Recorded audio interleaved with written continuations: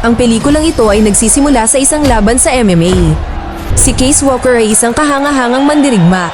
Balak niyang gamitin ang lahat ng kanyang kakayahan upang manalo sa laban na ito. Tila nangingibabaw si Case sa laban dahil sa kanyang nakahihigit na kasanayan sa pakikipaglaban. Sa kabila nito, inutusan siya ng kanyang coach na maghintay ng matyaga at tapusin ang laban sa 2 round. Iminungkahi ng kanyang coach na kung matatalo niya ang kanyang kalaban ngayon din, walang gugustuhing lumaban muli sa kanya. Ngunit sabik si Case na tapusin ang laban. Hindi niya pinansin ang payo ng kanyang coach at mabilis na nanalo sa laban. Pagkatapos ng laro, nagbitiw ang coach dahil sa pagkadismaya na hindi sinunod ni Case ang kanyang payo. Pagkatapos nito, nakilala ni Case ang kanyang matandang kaibigan at MMA fighter na si Brody James sa isang club. Ipinaalam ni Brody kay Case na pumirma na siya sa PFC Combat at ipinakilala siya sa marketing director ng PFC Combat na si Mika Cruz. Hiniling ni Brody kay Case na siya ang mag-coach sa kanya dahil malapit na siyang makipagkumpetensya sa PFC Championship sa Bangkok laban sa isang matigas na 7 talampakang taas na mandirigma na nagngangalang Cesar Braga. Tumanggi si Case at iminungkahi na kanselahin ni Brody ang laban dahil hindi madali si Braga. Ngunit patuloy siyang pinapanatag ni Brody. Alam niyang kailangan ni Case na mahanap ang daan pabalik at sinisikap niyang panatilihin siya sa tamang landas. Samantala, nagkaroon ng romantikong sandali si Brody at ang isang babae sa parking lot na iyon. Dumating ang asawa ng babae kasama ang kanyang mga tropa. Kinuha na niya sila ng video at inatake ng asawa ng babae si Brody. Nang makita ito, naunawaan ni Case na isa lamang itong drama, kaya't pinatumba niya ang malaking lalaki upang matigil ang gulo. Kinabukasan, atubiling tinanggap ni Case ang alok ni Brody at pumunta sa Thailand. Pagdating ni Brody at Braga sa Thailand, nagsagawa sila ng isang press conference bilang paghahanda sa laban. Isinama ng isang reporter ang dating asawa ni Braga sa kanilang usapan. Dahil hindi napigilan ni Braga ang kanyang galit, kalaunan ay binaligtad niya ang mesa sa harap niya na naging dahilan upang matakot ang lahat. Gayunpaman, hindi pa doon nagtatapos ang lahat. Matapos ilabas ang kanyang galit sa banyo, binasag niya ang salamin. Matapos masaksihan ng kahanga-hangang kapangyarihan ni Braga, agad na nawalan ng gana si Brody na lumaban. Pagkatapos ay dumating si Case sa Thailand at pumunta sa kanyang hotel na hindi gaanong maganda. Inilagay ni Case ang kanyang mga gamit sa hotel at nagtungo sa Top Fight Gym na siyang training place ni Brody sa buong laban sa PFC. Ngunit tila walang may gusto kay Case na naroon, kahit ang coach ni Brody na si Matty Ramos. Habang inihahanda ni Case ang mga kagamitang kailangan para sanayin si Brody, isang mandirigmang kilala bilang Cobra ang nagsasanay din. Lahat ay nasa sabik dahil si Cobra ang pinakamalakas na mandirigma sa gym pagkatapos ni Brody. Sa isang practice match, madaling napatumba ni Cobra ang kanyang kalaban, ngunit nalihis ang kanyang atensyon nang mapansin niya si Case na nag-iisang nagsasanay sa sulok ng silid na hindi niya lubos na nakukumbinsi. Pagkatapos ay dumating si Brody sa gym at hiniling kay Case na makipag-sparring sa kanya. Ngunit pumasok si Cobra at hiniling na makipag-sparring muna si Case sa kanya. Nag-aalangan si Case na pagsilbihan si Cobra, ngunit dahil sa labis na tiwala siya sa kanyang mga kakayahan, pumayag si Case na makipag-sparring sa kanya. Habang nagsasanay, napigilan ni Case ang paggalaw ni Cobra nang walang kahirap-hirap at gumamit lamang ng ilang pangunahing paggalaw na nangangailangan ng kaunting enerhiya para mapabagsak si Cobra.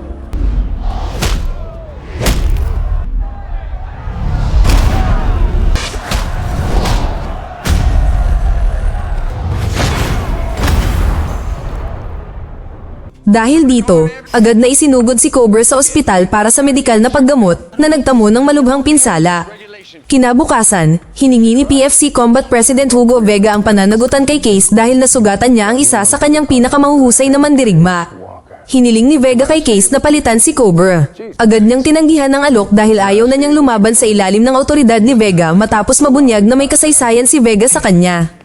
Isang paparating na mandirigma na nagngangalang Taj ang lumapit kay Vega at nagmakaawa sa kanya na bigyan siya ng kapalit ni Cobra. Gayunpaman, nawalan ng pasensya si Vega matapos makita si Taj na lumaban at kalaunan ay umalis siya. Pagkatapos nito, lumapit si Taj at isa pang mandirigma na nagngangalang Critch kay Case habang siya ay nagsasanay at nagmakaawa sa kanya na turuan silang lumaban. Matapos ni Case ang kanyang pagsasanay, plano niyang magtrabaho bilang coach para sa 2 binata. Nang gabing iyon, tinuruan ni Case sina Taj at Critch ng ilang pangunahing teknik sa pagsuntok. Kinabukasan, nilapitan siya ni Mika, na tila may gusto kay Case, ay inalok siya na kumain sa labas. Matapos agad na tanggapin ang kanyang imbitasyon, nalaman ni Case na tila may gusto rin kay Mika. Sa unang pagkakataon ay nalaman niya na si Mika ay isang single mother sa isang anak na babae na nagngangalang Morgan. Sa pagitan ni Case at Mika, lumabas na pinapanood sila ni Maddie mula sa malapit at sa huli ay nagpasya siyang sabihin ito kay Brody. Sa kabilang banda, dahil hindi gaanong nagpapakita ng sigla sa pagsasanay si Brody nitong mga nakaraang araw, iminungkahi ni Vega na uminom si Brody ng steroids upang maging maayos ang laban, matalo niya si Braga, at makakatulong ito kay Braga na makabawi bago ang susunod na laban. Nagpatuloy ang usapan sa pagsasabi ni Maddie kay Brody tungkol kina Mika at Case at kung paano naputol ang kanilang date nang banggitin ni Mika ang pagkakakulong ni Case na nagpabalisa kay Case. Nang gabing iyon, habang nasa gym si Brody, agad niyang hinamon si Case na makipag-away. Gayunpaman, inatake ni Brody si Case nang walang pinipili at gumanti si Case ng matatalim na pag-atake na patuloy niyang ginagawa hanggang sa tuluyan niyang mapabagsak si Brody.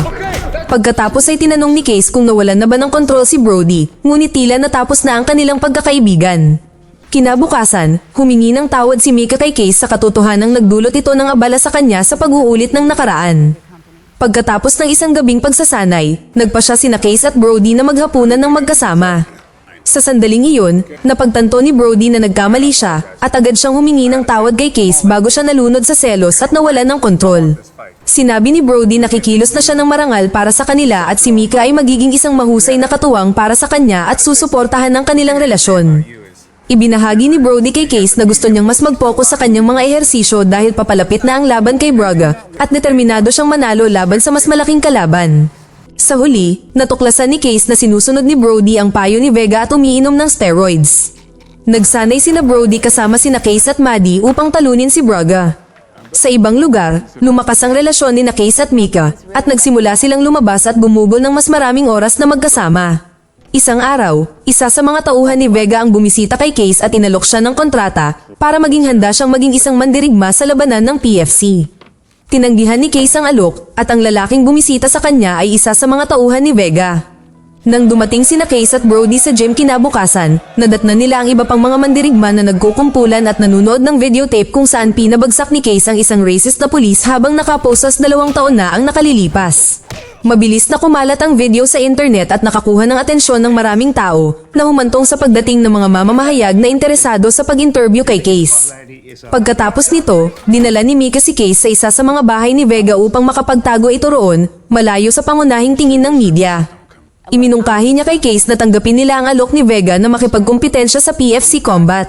Gayunpaman, patuloy na tumanggi si Case. Kinabukasan, dumating si Case sa gym at nagulat nang makita na nagpadala si Vega ng isang sambo wrestler na nagngangalang Boris upang tulungan si Brody na pinaniniwalaan nila ni Maddie na hindi kailangan at maaaring makapinsala kay Brody. Nangyari nga ang kinatatakutan ni Case at Maddie nang mabali ni Boris ang tuhod ni Brody habang nagsasanay at kinailangan si Brody na sumailalim sa masusing therapy sa loob ng ilang linggo bagaman ang kanyang laban kay Braga ay nalalapit na. Dahil nasaktan si Brody, inalok ni Vega si Case ng $1,000,000 para labanan si Braga upang labanan ni Case si Braga. Sinabi ni Mika kay Case na si Vega ang pinakamadalas na naghahangad na saktan si Brody sa ngayon. Naghinala si Case na maaaring sinasadya ni Vega na saktan si Brody.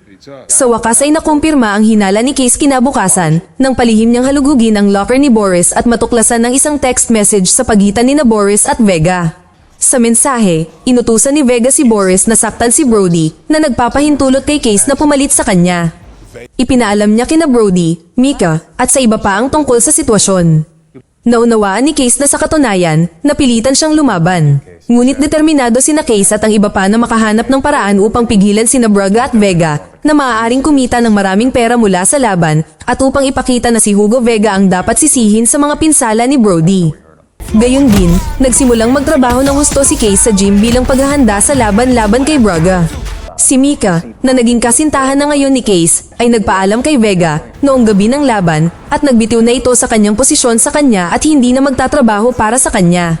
Ang pakikipaglaban ni Case kay Braga ay nakakuha ng atensyon ng maraming tao, kabilang ang isang kilalang martial arts star mula sa Thailand na nagngangalang Tony Jaa, na kalaunan ay nagpahayag na sinusuportahan niya si Case. Habang nakikipag-usap si Case kay Brody sa locker room, sa wakas ay napagtanto niya kung paano pigilan si Vega at papanagutin ito. Sinadya niyang galitin si Braga sa labas ng ring. Matapos matagumpay na pukawin ang galit ni Braga, agad niyang inatake si Case. Sa huli ay naglaban sila sa labas ng ring, kasama ang buong madla at ang media team na nagbabalita ng mainit na labanan na naroon upang mapanood ito. Nahirapan si Case na bumangon at ginamit ang Kyokushin, isang klasikong karate technique, upang matagumpay na mabasag ang mga tadyang ni Braga, matapos siyang ihulog at corner ni Braga ng maraming beses na may iba't ibang pag-atake na nilayon upang patayin siya. Nagpatuloy si Case sa paggamit ng mga konbensyonal na karate technique kahit na ang hakbang ay naging medyo matagumpay. Tinamaan niya si Braga sa ulo gamit ang isang malakas na sipa na naging sanhi ng pagbagsak at pagkawala ng malay ng malaking lalaki.